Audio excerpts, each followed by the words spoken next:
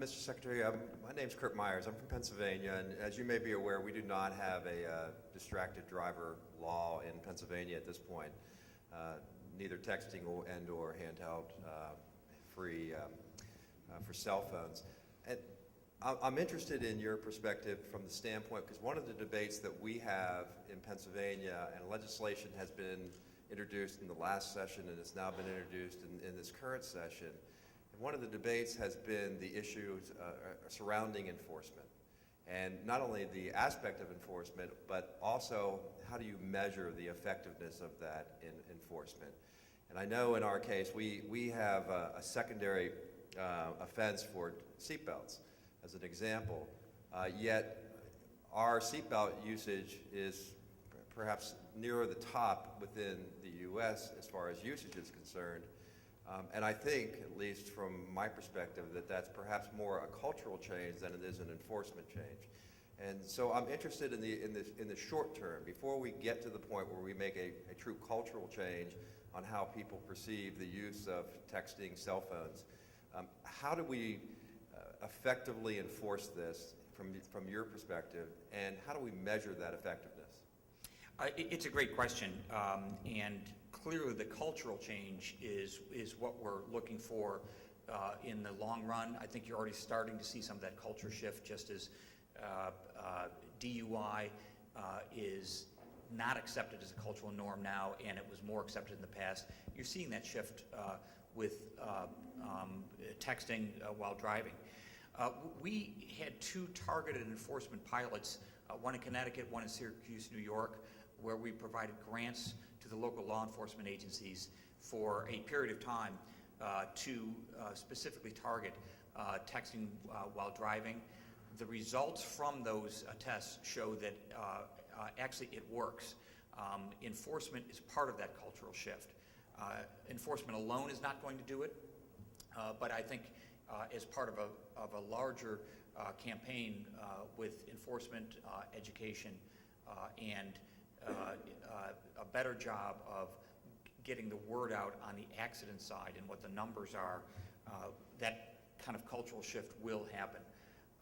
I'd encourage Pennsylvania and every other state that doesn't currently have a ban to consider it. It is clear that now that a majority of states have a texting while driving ban, that's the way that we're moving as a nation.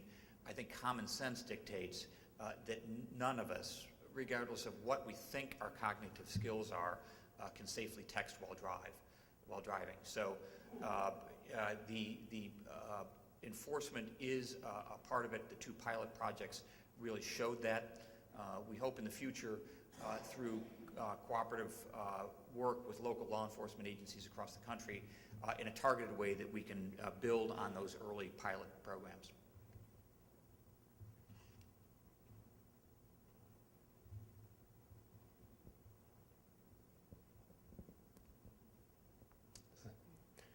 Thank you, Mr. Secretary. It's Robert Fleming. I'm from Ontario, Canada. And we share many of the same issues north of the border as you do south of the border. And we follow NHTSA very closely, and all of the safety initiatives that occur down here. And I'm curious, as you've said, there's a number of things we need to do to improve safety. But in an era where resources are limited and we have to prioritize, I'm wondering what you would say from your vantage point is the single most important thing that we could do as administrators, what the emphasis should be on. Would it be on distraction, impaired? Would it be on infrastructure? And in those areas, is the emphasis, where do we have the greatest leverage? Is it on public education at this point or stronger enforcement? I would say, first of all, from the unique vantage point that you all have, that building safe driving habits is the single most important thing. You have an ability to do that that nobody else in the transportation family has, whether it's through the actual skills required for licensing, whether it's through your education campaigns, whether it's through the regulation and training of driving schools. You have a unique ability and are the only ones with this ability really to build safe driving habits. Now, there's obviously a big personal responsibility component for this. Parents, guardians, and others should be teaching safe driving habits, but overall, that is the single most important thing that you should be doing. In other parts of our department and the transportation network, we're trying to do some of the low-cost safety improvements. I mentioned a couple of them, cable median barriers, for example, which are very low cost compared to more traditional systems, but on divided highways have already shown a significant reduction in accident and fatality rates. There's another thing called Safety Edge, very simple technology where as we are resurfacing roads, instead of having an edge of pavement that a wandering driver can fall off of and can't recover from, that you add a 45-degree angle to it. So a vehicle can safely re-enter the driving lane after they deviate from it. Victor Mendez, our federal highway administrator, through an initiative called Everyday Counts, has the states out doing that right now. It's just a change in paving techniques. So what we're looking for are precisely those low-cost, quick, efficient physical improvements like that, and then building safe driving habits. You know, if you think about recycling as a parallel, we adults learned a lot about that from the habits of our children. Our children learned it in school and from others and brought it back to us. In many ways, safe driving habits are the same way. That if they're through their driver education, through the licensing procedures, through graduated licensing, if they're learning safe driving habits, they're actually going to be bringing those back to us as well.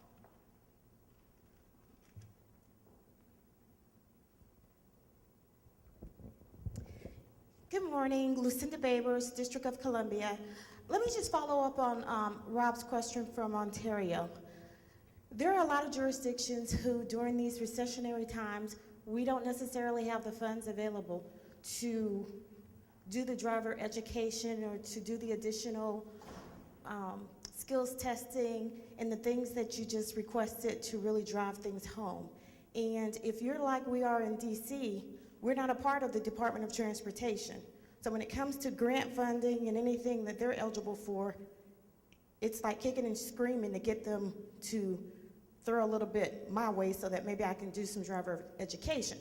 So I guess my question to you is, you know, is there anything for those of us who are under Department of Revenue or under some other mechanism where maybe there are resources available we could tap into to do the driver education?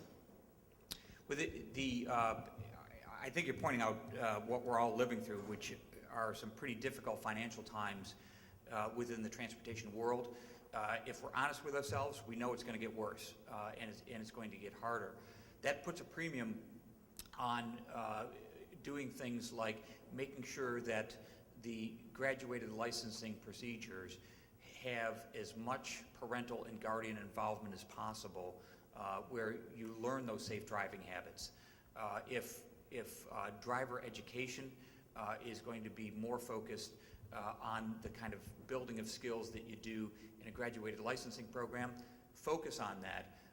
And that's maybe not a no-cost, but at least a low-cost way to do more in terms of safe driving skills out there.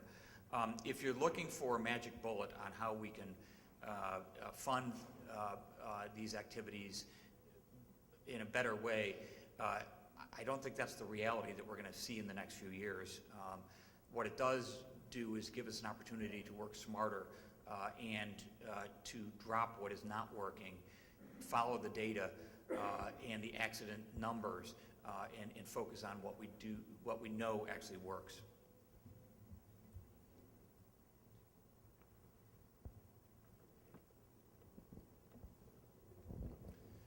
Mr. Secretary, thank you for being here. In response to the question you just had, Could you kind of maybe outline a little bit where we're at with reauthorization and kind of the realities of getting a transportation safety package?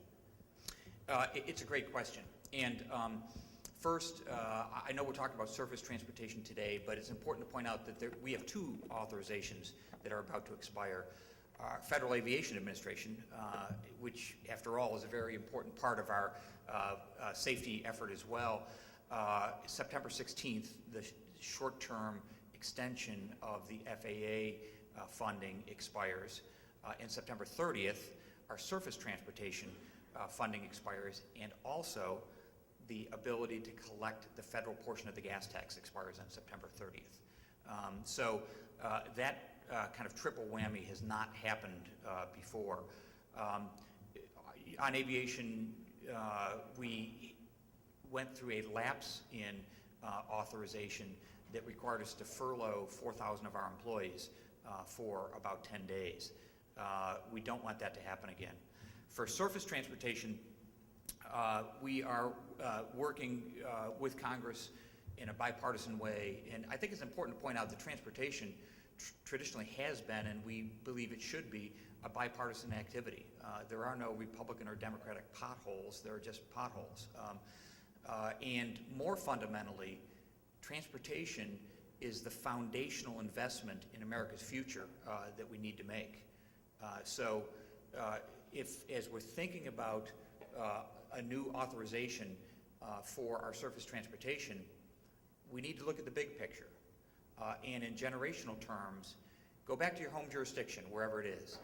Look at those transportation facilities, whether they're bridges, highways, transit systems, whatever. And if you're honest with yourself and you're looking at them closely, you know that they were designed and built and paid for by our parents and our grandparents, and in some cases our great-grandparents. Then ask yourself the next question. Are we doing right by the next generation, given how long it takes to rebuild and build new transportation facilities? Are we doing the same for the next generation? And again, I think if you're honest with yourself, the answer is no.